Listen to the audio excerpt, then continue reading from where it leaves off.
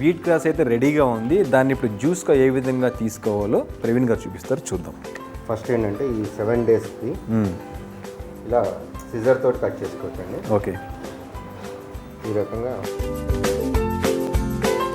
So మీరు juice చేసే ముందే టేస్ట్ చేస్తాను. ఏంటంటే డైరెక్ట్గా ఇలా తినేస్తే ఫైబర్ కంటెంట్ కూడా మన బాడీలోకి వెళ్తుంది. ఈ 7 రోజులు మాత్రం పెరిగిన ఈ స్వీట్నెస్ ఉంటుందండి. ఓకే, దీన్ని జ్యూస్ చేద్దామండి ఇప్పుడు. ఓకే, ఇది స్పెషల్ జ్యూసర్ అనమాట.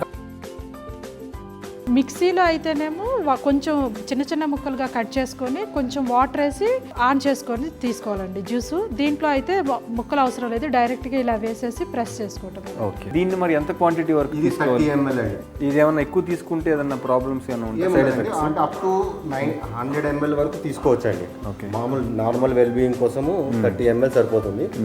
ఇప్పుడు ఏదైనా ప్రాబ్లమ్ ఉంది, ఇప్పుడు క్యాన్సర్ పేషెంట్స్ ఇలా కొంత స్పెషల్ కేసెస్ ఉన్న వాళ్ళు ఏంటంటే 60 to 90 ml వరకు, అంటే ఇలాంటి 30 ml షార్ట్, ఓకే, ఇలాంటిది ఒక 3 వరకు తీసుకోవచ్చు. అంతకు మించి తీసుకున్నా కానీ బాడీ అబ్జర్వ్ చేసుకోదండి. ఓకే. అది సో ఎప్పుడండి మనది బిఫోర్ బ్రేక్ఫాస్ట్ బ్రేక్ఫాస్ట్ అనేది బెస్ట్ అండి. వీట్ గ్రాస్తో చేసిన జ్యూస్ అయితే ప్రవీణ్ గారు ఇచ్చారు. సో ఇప్పుడు నేను టేస్ట్ చేస్తున్నాను. చాలా స్వీట్గా ఉందండి.